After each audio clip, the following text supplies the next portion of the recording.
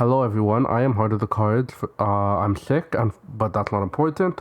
For those of you who don't know me, I am currently ranked 5 on the leaderboard. I am a very competitive player. I'm best known for playing Silver Surfer, but I dabble in other decks a bunch, and I think I understand the game in general very well. So the point of this video is very much I want to teach you guys about the lesser known aspects of the game to make you guys better players and for you guys to have an advantage on the leaderboard. So today I'm gonna teach you about something related to the snapping theory, but not directly related, more related in the sense that you will be a better snapper if you understand this concept, because you will understand when are the ideal times to snap, and you'll understand kind of somewhat when the ideal times to leave are, because you'll be able to read the board state better. And what the concepts I want to teach you are about are advantage and leverage. Advantage is basically the idea that you are ahead in the game. It doesn't necessarily mean you're ahead on board, but you are perceived to be ahead in the game. A good example of how you can be ahead in the game but not ahead on board is you play Gwenpool. Gwenpool has her 3 buffs, and all 3 buffs hit your brood. In that case, your brood is insanely large. You were probably ahead in the game, even if you have less points on the board currently, because you have future points that are way ahead of what your opponent could do. And leverage is related to advantage, but it's not necessarily exactly correlated. Leverage is basically saying the conditions on your board state are favorable enough and you can exploit them with the cards that you have, that you are in a position to leverage. A good example of this is your opponent has 3 cards in a lane and you're playing a Negasonic. You can easily confirm that lane with a Negasonic. You can leverage that lane very well, because not only are the conditions met on the board, you have the cards to exploit the conditions, and that's what being in a position of leverage is. You have both the cards in hand to exploit the conditions, and the conditions are present to be exploited. So leverage is very hand dependent and very deck dependent on what exactly leverage is. So the first type of cards I will teach you about are cards that often create a state of advantage, and in these cards are what I call face-up future power cards. The best example of this is ongoing. Add this card power to your back row cards here in Captain Carter. The strength of these face-up future power cards is they are very intimidating, and they create a pseudo promise of more power in this lane, and your opponent kind of has to respect that. You play Captain Carter, that's a 3-5, your opponent said, "Oh my god, that is a big lane. Do I have an answer to that? If yes, okay, I'm going to Enchantress it. I can maybe contest this lane. I don't have an answer to it. I refuse to contest that lane. I am not contesting that lane. They're going to win it. They're going to play 2 cards there. They're going to invest in it. They're going to win it." However, notably about these cards is they are the promise, keyword promise, of future power. You do not have to fulfill that promise. If you think your opponent reasonably should not be playing into that lane and you want to put power into the other 2 lanes, that might be a fine thing to do, because your opponent might sack that lane entirely because there's the promise of future power, and your opponent's like, hell no, I am not facing that promise. That is way too much power. So they are these intimidating presence that promise future power and give you extreme lane advantage, but they don't necessarily have to fulfill that promise. A lot of the time, me personally, I'll play a 3-5 Captain Carter, I'll move the shield there. That's a reasonable amount of power. I could put a Surfer there, that would be like another 10 power, but I don't have to. Even if I have the Surfer in hand, sometimes I'll just move the shield there and be like, the only way they'll contest this is an Enchantress, but if they're playing an Enchantress, I'm playing a Gladiator left, I'm playing a Negasonic right. I don't see how they can win the game with only 2 power added on one of these other locations. We're playing an Enchantress mid. So I just win that game with only a 2 cost in one of those other 2 lanes. So I don't see how they can win that game. So I'm not necessarily fulfilling my promise of future power. However, I am contesting the other 2 lanes so well that just this intimidating presence, often when they don't have an Enchantress, they just give up that lane. They say, I'm not going to win it, okay, I'm going to try to win one of the other 2 lanes, right? I played my other 2 cards elsewhere. So they give up that middle lane. Now I'm in a way better position, because if I invested in that middle lane, that means I didn't invest in the left or the right lane as much, and that could put me in a bad position. However, I didn't even invest in the middle lane. I'm just like them. I only invested like 5 energy into the middle lane by the end of the game, let's say. Okay, I'm just like them. Now I'm putting my power here, I'm putting my power there, and now I'm contesting them, and I probably won one of the other two lanes. I just won the game by basically saying, this promise of future power, you respected it? Haha, you're a fool. Why would you respect it? You could have won that middle lane. You just played a big card there, but you didn't. You gave it up completely. However, as an opponent, you can't reasonably say, he's going to give up the Carter lane. He's not going to put the 30 power in the Carter lane, so I'm going to put 15 power here only. And like, that only wins if he moves the shield. No opponent reasonably is going to be like, okay, I'm going to contest this Carter lane with just a bit of power. They're either contesting it a lot or not contesting it at all. And either way, you can make a decision. If you think they're going to contest it a lot and you think your best play is to put more power into that Carter lane, go ahead and do it. But sometimes you'll realize it's not the best play and you won't do it, and you'll win because of it, because you contested the other two more, the other two lanes that your opponent was planning on winning and giving up the Carter lane, and they made a high level decision to give up that Carter lane, but you ended up winning the other two lanes because you made a high level decision to not overcommit to the Carter lane. An important note of these face-up future power cards is, like I said, they're a promise of power. And why they're a promise of power is they are these multiplicative effects that are best maximized with synergies, meaning that to get the maximal out of these cards, you're going to need to add more future investment, but you don't necessarily need to future invest there. There's the promise of future investment, but it's not necessarily something you have to fulfill. It's something you can fulfill only if you choose to do so. And if your opponent respects the fact that you have the potential to do that and thinks the only winning line is to play into the other two lanes, sometimes you don't have to future invest for it to be a useful tool. As was said, these cards will be maximally played. Like, I can play a Carter lane and put 18 power in that lane by just buffing Carter to 5, having, let's say, another 3 drop there, let's say a Makari, and then having Sam Shield, that is probably like an 18 power lane. But if I want to get my Carters to like those 30 power lanes, he requires investment and investment. I have to fill up my lane entirely. I have to probably play like a Surfer there last turn. So like, you have to give a good amount of investment to receive the maximum amount of Carter, but you have to control, basically. Do I want the maximum this game? Do I not want the maximum this game? It shouldn't be automatic. This is, I want the maximum every game, because sometimes your opponent only plays 2 power into the Carter lane and you're like, I'm an idiot. Why would I maximally invest in this lane? But you don't feel like an idiot if you have a Makari there, you didn't pay for it. You have a Carter there, okay, you paid for the Carter. And then you have Sam Shield there, you didn't pay for it. You put three energy in that lane. It's a decent amount of investment. It's not a crazy amount of investment. So something that you kind of do in that lane without investing too much. Like, you're not overcommitting at that point, you're only investing a slight bit. But sometimes you'll put the Surfer there, whatever, a big card there, because that's a contested lane that you and your opponent are actively fighting for with a lot of investment. Good examples of this outside of Carter is Wong. Wong basically, Wong doesn't have that middle ground as much, but Wong basically says my on reveals here are going to be really big. If you don't have an answer to it, I'm going to have a huge Sage, I'm going to have a huge on reveal, whatever that may be.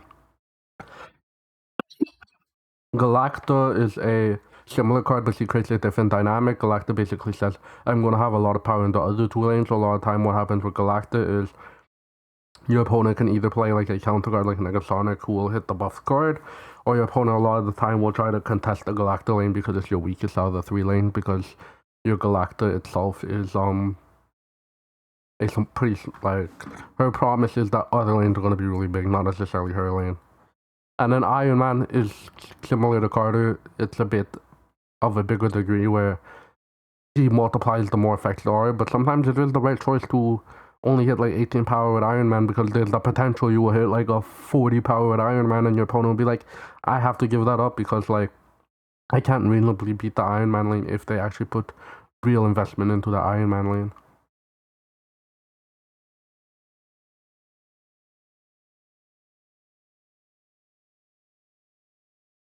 Okay, the next genre of cards are lane winners. Lane winners don't necessarily create a board state of advantage. That's what your early game's for. Lane winners are pretty much all leverage. These are the tools you often use to leverage certain conditions on the board state. The most well-known example of this type of card is on reveal, move all enemy cards away from here. This turn, Juggernaut. Juggernaut's a really annoying card to deal with because he just pushes your card to the other lane and he wins these really contested lanes by a few points, and that's his strength. And basically all these lane winners, their game plan is there are these clutch cards you're playing late. They thrive on winning close lanes. When the game's close, they are the cards you go to. They're like the Kobe Bryant of these games. They have that clutch gene. So important to know about these cards is their effects depend on specific board states and conditions, and usually they require a second strong lane because yes, they're winning one lane, but often their effect offloads cards onto another lane, or their effect some of them don't, but often their cards often the really good ones offload it to another lane, and you still have to be winning that second lane because this one lane winner is going to win it by a few points, but obviously you have to win by a bunch 2 lanes. Often lane winners are really good in decks that can create a lane that pretty much is unwinnable. Let's say a Captain Carter lane, where let's say now I fully invest in my Captain Carter lane, it's like a 30-35 power lane, and then I Juggernaut the other lane. It's very hard for my opponent to beat that Captain Carter lane, so their Juggernaut cards are irrelevant. I get pushed into there because my Carter lane is so tall. So something like that would be a very good condition for Juggernaut. Notably, these cards often require a deck building slot into themselves because they are basically these cards that say, I'm a turn 6 play, I'm only a turn 6 play, I suck at the rest of the game, but turn 6, I'll win you this lane by myself. I have that clutch gene, but I only have that clutch gene. There's nothing else about me that's particularly interesting in the earlier game, unless like a location's helping my Juggernaut, because I'm playing like Kiln or something. Then yes, there is some interesting stuff, but often, from a game-to-game basis, with normal locations, they're like, I'm only a turn 6 play, so the deck building slot you have to dedicate to me has to be a turn 6 deck slot. But there are notable exceptions to this, like Negasonic, who often is a very good turn 3 play, but she also has that clutch gene. So the easiest example of this is Juggernaut, whose condition is basically, I've already mentioned Juggernaut a bunch. His condition is basically, 1, your opponent didn't fill the board so he can put stuff elsewhere, and 2, you have a second lane you can win because Juggernaut's going to push the power elsewhere. Cannonball is kind of similar to Juggernaut, he's a more expensive card. The condition with Cannonball is basically saying, I'm going to just push the biggest power card out of here, so I'm probably just going to win this lane by myself. I'm like effectively a mix between a 5/8 Shang-Chi and a Juggernaut of sorts. Cannonball's main second condition is like Juggernaut.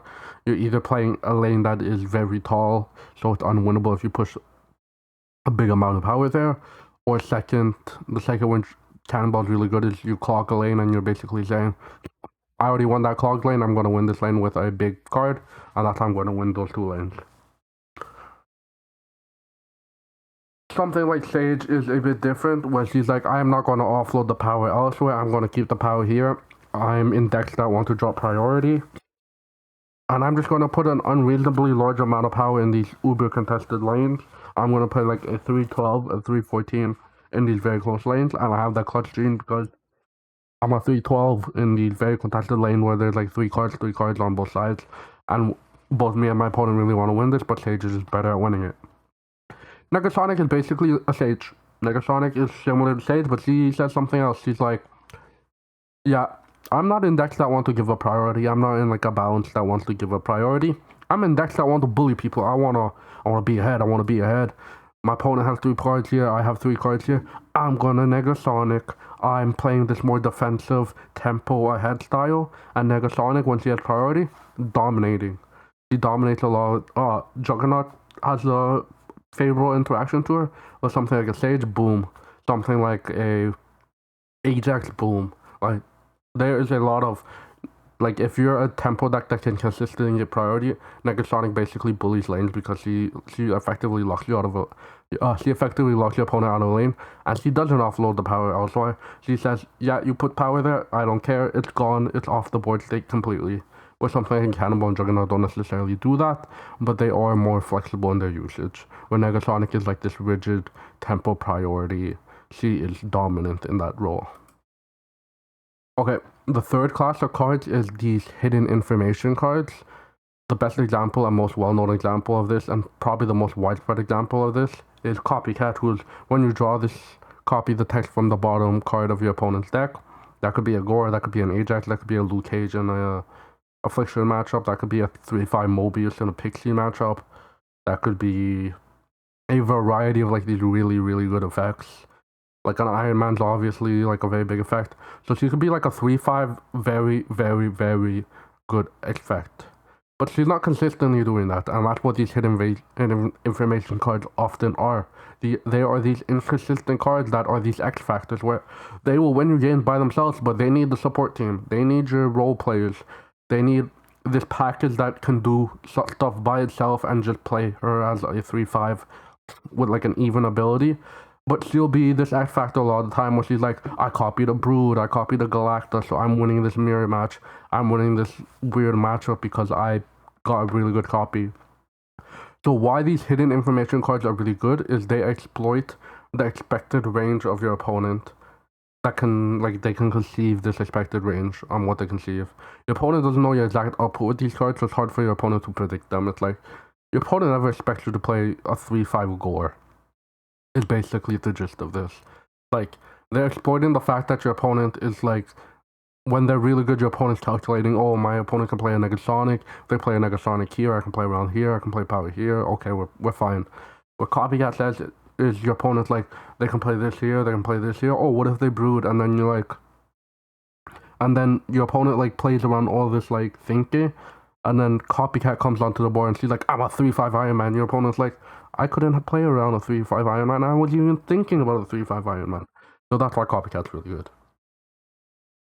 So what's notable about these hidden information cards, yes, they are X factors, but on average, they're slightly worse than normal cards, or they could be significantly worse than normal cards, but they steal games and they steal queued because it's very hard to predict around them, and they are the most unpredictable type of cards. So why you are playing these hidden information cards is you're not playing them for their baseline, because their baseline will be lower than other cards' baseline usually. So they're like here, other cards are here, but the way these cards work is they're like here sometimes, and sometimes they're like here. They're like completely off the they're like completely off the chart, right? Like they're up here and their other cards are here, so like they're completely off the chart. And when you're playing for them, it's because when they're completely off the chart, you're saying, I'm gonna win 4 cubes, I'm gonna win 8 cubes. This card's gonna kill it for me. And when like they're fine, they're just fine cards. Whatever, we'll play them as a 3-5. We'll be fine. We'll just play the rest of our good package in it, and we'll just use this card as a supplement for cube rate and this hidden information that my opponent can't play around in these really close games. Often these cards, timing is a pre-snap play, meaning they'll vary in timing, but usually their good outcomes are snappable. So let's say Copycat copies a Galacta. You can't snap it you can't snap it after you play your Galactus, so you have to snap it before turn 3. Your Copycat copied an Iron Man, you could snap it basically whenever. Probably don't want to snap it super late, like you're a bit boomer snapping, but you can basically snap it from turn 1 to 6, and your opponent won't be thinking of that Iron Man, and they won't be able to see that Iron Man on the board. But you might need to snap it a bit early if it's the Galacta, because Galactus best played early, so like a 3-5 Galacta played early is very good, so you just snap it a bit earlier. Now for some examples of these and how they deal with hidden information in different ways is Copycat. Her hidden information is basically, what did she copy? Your opponent maybe can reasonably like guess what she copied if they're thinking about Copycat, but like she's this high variance card that will like be extremely big sometimes because he copied an Iron Man, a Gore, and it's often very hard to think about what did Copycat copy from my deck. Okay, I'm dead. Do they even have Copycat? There's like that whole thing. Hulkling is like completely random. 6-12 Gore is a good card. So like Hulkling is kind of like Copycat, but completely random, and your opponent can't reasonably know what your Hulkling is.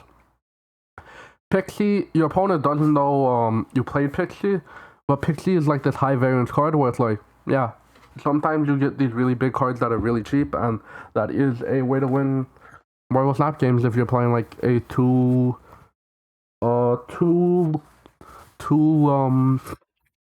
you're playing like a 2-card Gore.